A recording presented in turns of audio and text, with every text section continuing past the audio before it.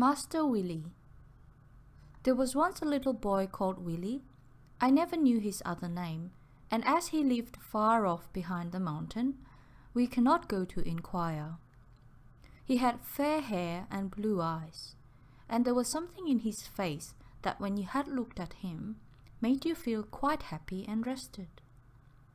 And think of all the things you meant to do by and by when you were wiser and stronger.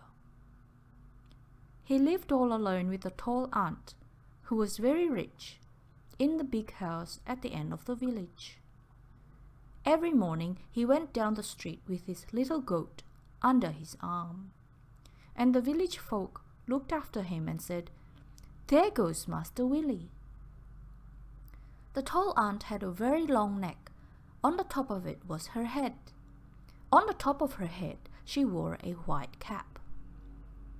Willie used often to look up at her and think that the cap was like snow upon the mountain.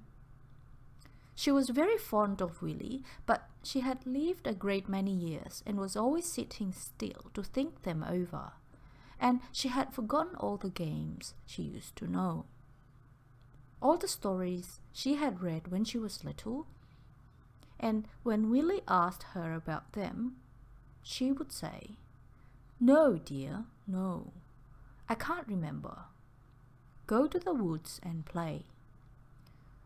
Sometimes she would take his face between her two hands and look at him well, while Willie felt quite sure that she was not thinking of him, but of someone else he did not know. And then she would kiss him and turn away quickly, saying, "Go to the woods, dear. It is no good staying with an old woman." Then he, knowing that she wanted to be alone, would pick up his goat and hurry away. He had had a dear little sister called Apple Blossom, but a strange thing had happened to her. One day she overwon her very big doll that talked and walked, and the consequence was quite terrible. No sooner was the winding up key out of the doll's side than it blinked its eyes, talked very fast, made faces, took Apple Blossom by the hand, saying, "I'm not your doll any longer, but you are my little girl," and led her right away, no one could tell whither, and no one was able to follow. The tall aunt and Willie only knew that she had gone to be the doll's little girl in some strange place where dolls were stronger and more important than human beings. After Apple Blossom left him, Willie had only his goat to play with. It was a poor little thing with no horns, no tail, and hardly any hair. But still he loved it dearly, and put it under his arm every morning while he went along the street. "It is only made of painted wood and a little hair, Master Willie," said the blacksmith's wife one day. "Why should you care for it? It is not even alive." "But if it were alive, anyone could love it." "And living hands made it," the miller's wife said. "I wonder what strange hands they were. Take care of it, for the sake of them, little master." "Yes, dame, I will," he answered gratefully, and he went on his way thinking of the hands, wondering what tasks had been set them to do since they fashioned the little goat. He stayed all day in the woods, helping the children to gather nuts and blackberries. In the afternoon, he watched them go home with their aprons full. He looked after them longingly as they went on their way singing. If he had had a father and mother, or brothers and sisters, to whom he could have carried home nuts and blackberries, how merry he would have been. Sometimes he told the children how happy they were to live in a cottage with the door open all day, and the sweet breeze blowing in, and the cocks and hens strutting about outside, and the pigs grunting in the sties at the end of the garden. To see the mother scrubbing and washing, to know that the father was working in the fields, and to run about and help and play, and be cuffed and kissed just as it happened. Then they would answer, "But you have the tall lady for your aunt, and the big house to live in, and the grand carriage to drive in, while we are poor, and sometimes have little to eat and drink. Mother often tells us how fine it must be to be you." "But the food that you eat is sweet because you are very hungry," he answered them, "and no one sorrows in your house. As for the grand carriage, it is better to have a carriage if your heart is heavy. But when it is light, then you can run swiftly on your own 2 legs. Ah, poor Willie, how lonely he was, and yet the tall aunt loved him dearly. On hot, drowsy days, he had many a good sleep with his head resting against her high, thin shoulders, and her arms about him. One afternoon, clasping his goat as usual, he sat down by the pond. All the children had gone home, so he was quite alone, but he was glad to look at the pond and think. There were so many strange things in the world, it seemed as if he would never have done thinking about them, not if he lived to be 100. He rested his elbows on his knees and sat staring at the pond. Overhead, the trees were whispering, behind him, in and out of their holes, the rabbits whisked. Far off he could hear the twitter of a swallow. The foxglove was dead, the bracken was turning brown, the cones from the fir trees were lying on the ground. As he watched, a strange thing happened. Slowly and slowly the pond lengthened out and out, stretching away and away until it became a river. A long river that went on and on, right down the woods, past the great black firs, past the little cottage that was a ruin and only lived in now and then by a stray gypsy or a tired tramp, past the setting sun till it dipped into space beyond. Then many little boats came sailing towards Willie, and one stopped quite close to where he sat, just as if it were waiting for him. He looked at it well. It had a snow-white sail and a little man with a drawn sword for a figurehead. A voice that seemed to come from nowhere asked, "Are you ready, Willie?" Just as if he understood, he answered back, "Not yet, not quite, dear Queen, but I shall be soon. I should like to wait a little longer." "No, no, come now, dear child. They are all waiting for you." So he got up and stepped into the boat, and it put out before he had even time to sit down. He looked at the rushes as the boat cut its way through them. He saw the hearts of the lilies as they lay spread open on their great wide leaves. He went on and on beneath the crimson sky towards the setting sun until he slipped into space with the river. He saw land at last, far on ahead, and as he drew near it, he understood whither the boat was bound. All along the shore there were hundreds and hundreds of dolls crowding down to the water's edge, looking as if they had expected him. They stared at him with their shining round eyes, but he just clasped his little goat tighter and closer, and sailed on nearer and nearer to the land. The dolls did not move. They stood still, smiling at him with their painted lips.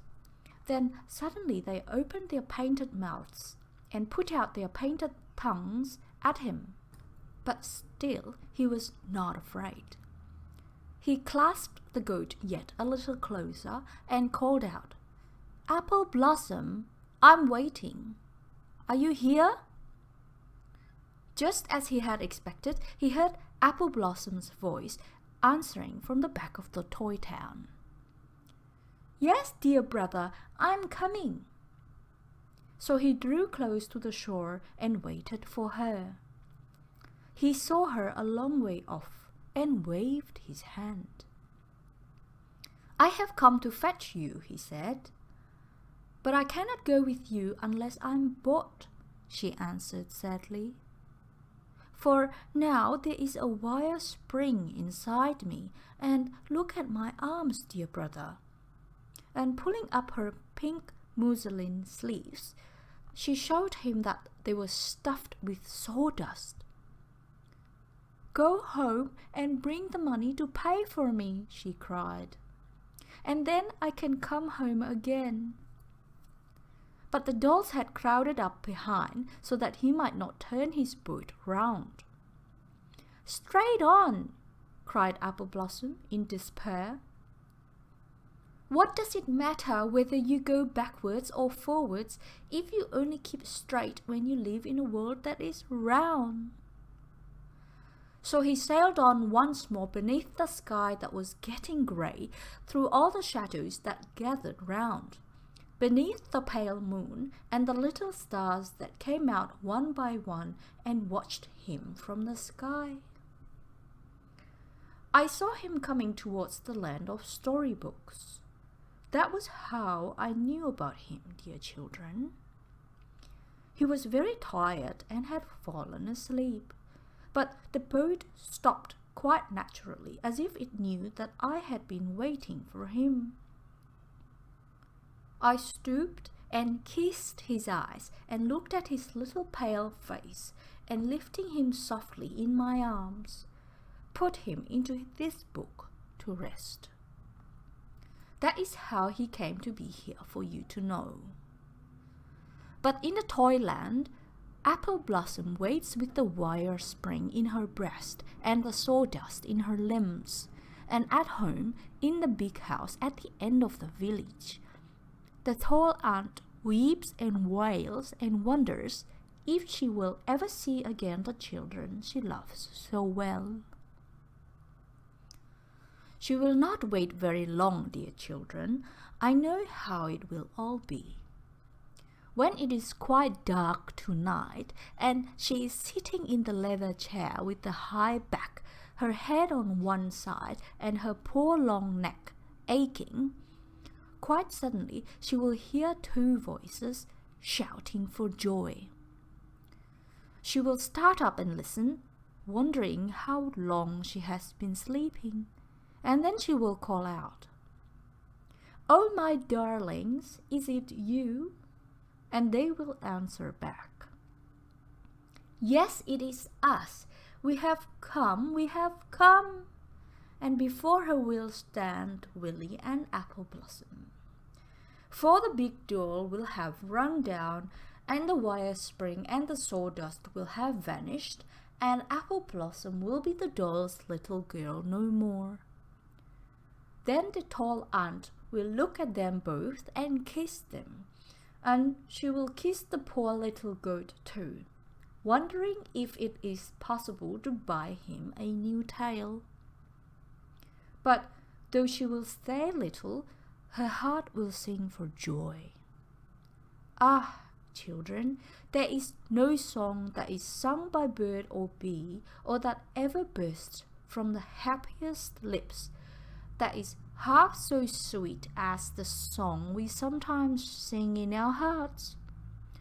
A song that is learned by love and sang only to those who love us. Swinging. Swing, swing, swing through the drowsy afternoon. Swing, swing, swing up I go to meet the moon. Swing, swing, swing, I can see as I go high, far along the crimson sky. I can see as I come down the tops of houses in the town, high and low, fast and slow. Swing, swing, swing. Swing, swing, swing, see the sun is gone away. Swing, swing, swing, gone to make a bright new day. Swing, swing, swing, I can see as up I go, the poplars waving to and fro. I can see as I come down, the lights are twinkling in the town, high and low, fast and slow. Swing, swing, swing. The wooden doll. The wooden doll had no peace. My dears, if ever you are a doll, hope to be a rag doll or a wax doll, or a doll full of sawdust, apt to ooze out, or a china doll, easy to break. Anything in the world rather than a good strong wooden doll with a painted head and movable joints, for that is indeed a sad thing to be. Many a time the poor wooden doll wished it were a tin train, or a box of soldiers, or a woolly lamb, or anything on earth rather than what it was. It never had any peace. It was taken up and put down at all manners of odd moments, made to go to bed when the children went to bed, to get up when they got up, be bathed when they were bathed, dressed when they were dressed, taken out in all weathers, stuffed into their satchels when they went to school, left about in corners, dropped on stairs, forgotten, neglected, bumped, banged, broken, glued together, anything and everything it suffered, until many a time it said sadly enough to its poor little self, I might as well be a human being at once and be done with it. And then it fell to thinking about human beings, what strange creatures they were, always going about, though none carried them safe when they were very little, always sleeping and walking, eating and drinking, and laughing and crying, talking and walking, and doing this and that and the other, never resting for long together, or seeming as if they could be still for even a single day. They are always making a noise, thought the wooden doll. They are always talking and walking about, always moving things and doing things, building up and pulling down, and making and unmaking forever and forever, and never are they quiet. It is lucky that we are not all human beings, or the world would be worn out in no time, and there would not be a corner left in which to rest a poor doll's head. Watching. Dear father, ship is very near, we'll blow him kisses, baby dear, he may come home today. A happy wind that journeys south seems just to linger round my mouth, then bear a kiss away. Come, baby, I will hold you so. We'll watch the waves that outward go and call, come back today, for father's heart seems always near, and who can tell but he may hear or know the words we say. All round and up the cottage wall the honeysuckle's grown so tall it sees above the gate. The flowers came hurrying up so sweet, we told the little seeds they meet. "Dear father," and they wait. "We first shall see a speck of white, far, far away there where the light has swept the morning dim, so silent will his coming seem. 'Twill be like walking from a dream to wave our hands to him. And then he'll hoist you high and swiftly pass the people by, just stopping here and there to shake their neighbors by the hand and tell them of the southern land and ask them how they fare. He is not very far away, for mother said he'd come today.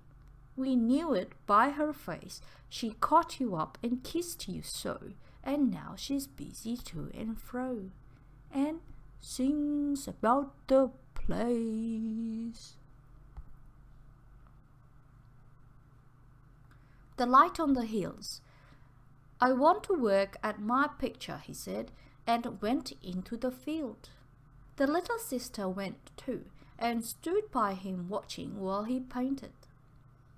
"The trees are not quite straight," she said presently, "and, oh dear brother, the sky is not blue enough."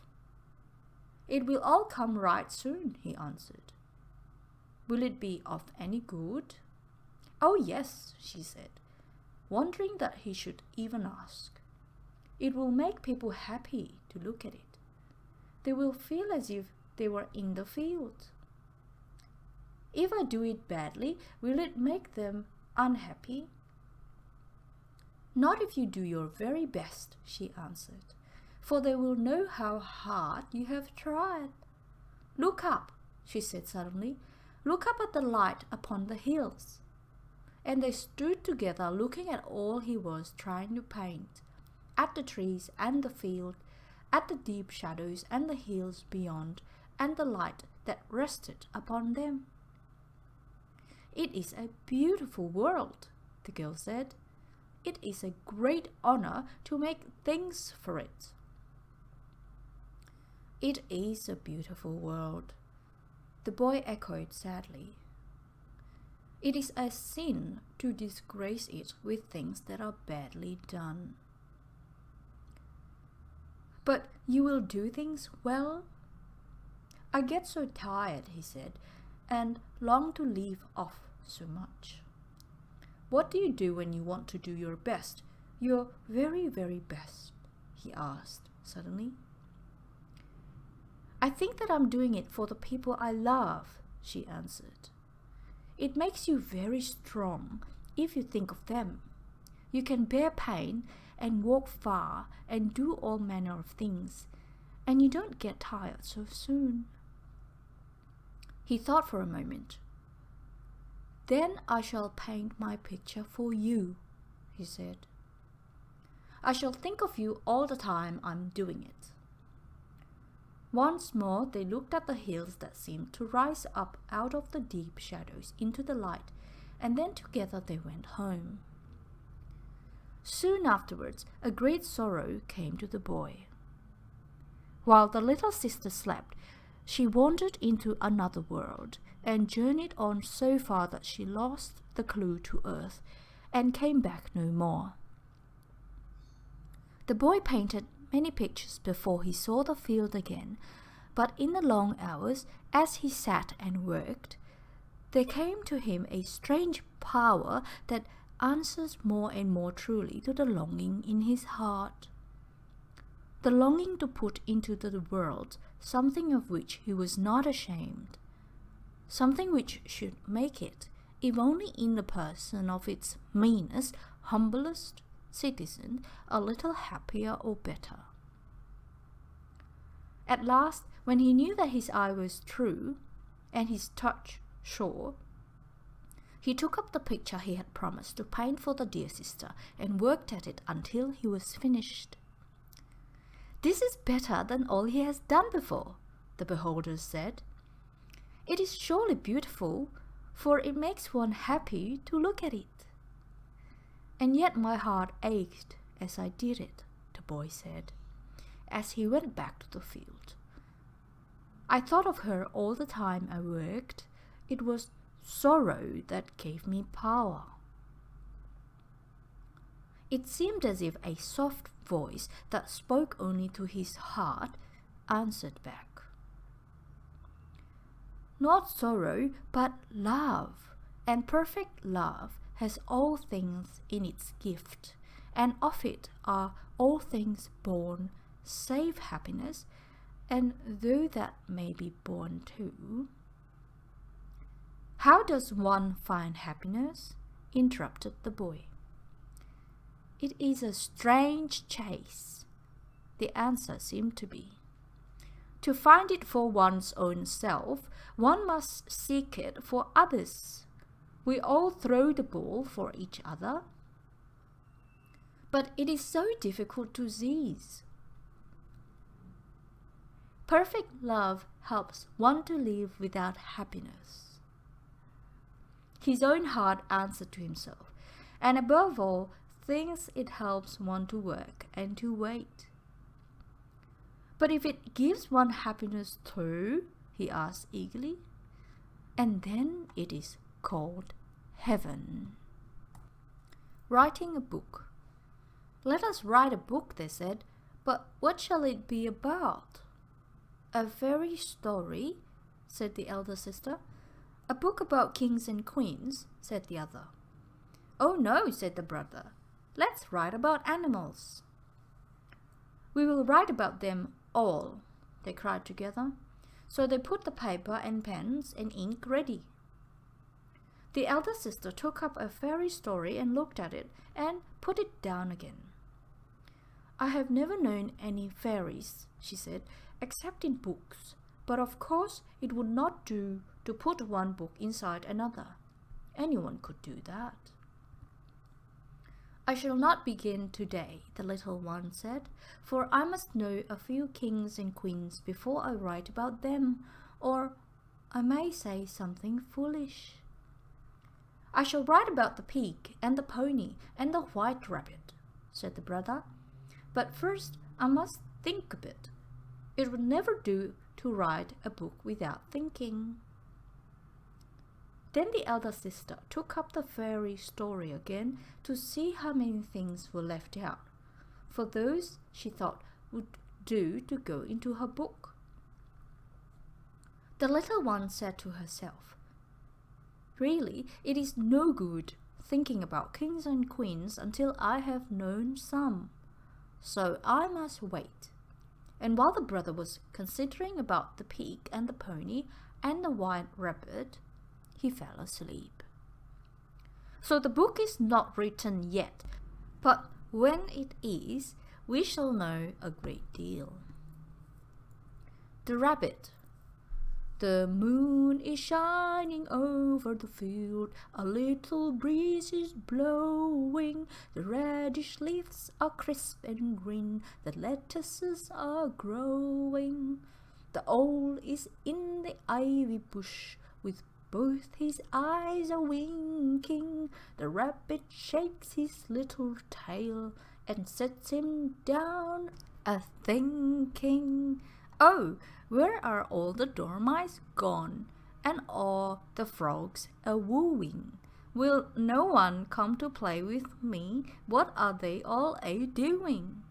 Poor little rabbit all alone, don't let the master meet you. He'll shoot you with his little gun, and merrily he'll eat you."